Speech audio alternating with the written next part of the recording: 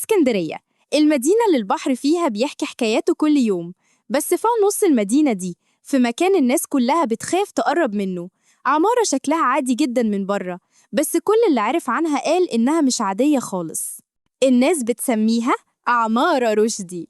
الحكاية بدأت في الستينات لما راجل أعمال غني قرر يبني عمارة فخمة في شارع فؤاد. الأرض كانت غالية والموقع ممتاز، والناس كلها كانت مستنية المشروع ده يخلص. الأساسات اتبنت والعمال شغالين تمام، وفجأة من غير مقدمات الشغل وقف.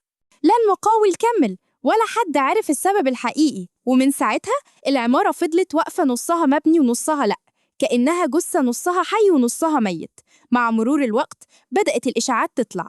واحدة ست ساكنة قصاد العمارة قالت إنها بتشوف نور بيولع في شقة بالدور الرابع كل يوم بالليل من غير ما يكون فيها سكان.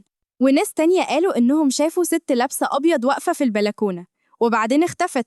الناس في الأول كانت بتضحك وتقول خرافات، لكن كل يوم الحكايات كانت بتزيد والخوف معاها بيكبر. وفي الثمانينات شاب اسمه طارق قرر يتحدى الإشاعات. كان طالب في جامعة إسكندرية وبيحب المغامرات والرعب.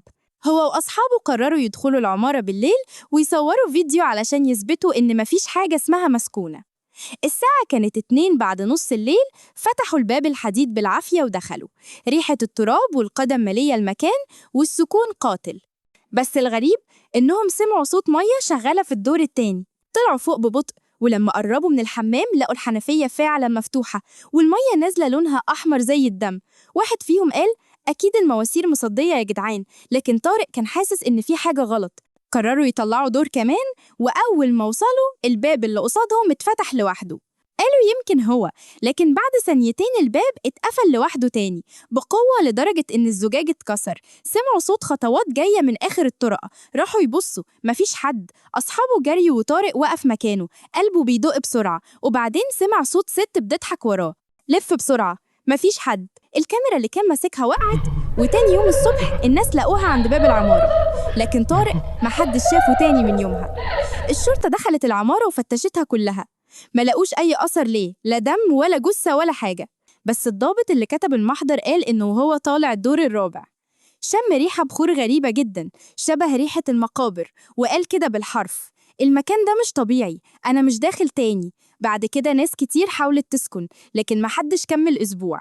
واحدة ست قالت إن كل يوم الساعة 3 الفجر تسمع خبط على باب شقتها، ولما تفتح تلاقي وردة حمراء على الأرض.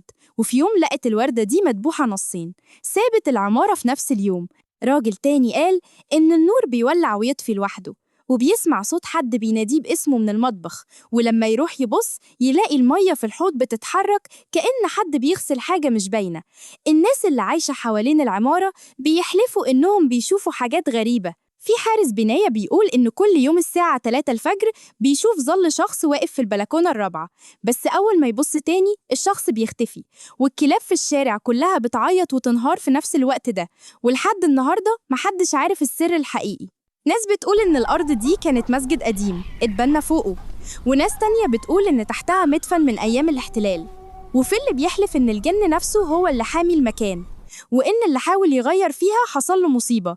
المؤكد الوحيد إن أي حد جرب يقعد فيها ما كملش. الليل بينزل على إسكندرية، البحر صوته بعيد، والعمارة واقفة زي شاهد على حاجة محدش قدر يفسرها. والناس اللي بيمروا من الشارع بيقولوا إنهم بيشوفوا نور خفيف بيولع في شباك الدور الرابع، نور بيظهر كأنه روح لسه مش عايزة تمشي. ولو عديت من هناك في وقت متأخر وخيالك لعب بيك، ممكن تحلف إنك شفت ست لابسة أبيض واقفة تبص عليك من بعيد. بس متخافش، يمكن تكون مجرد قصة، ويمكن تكون العمارة فعلا لسه عايشة بحكاياتها لحد النهاردة.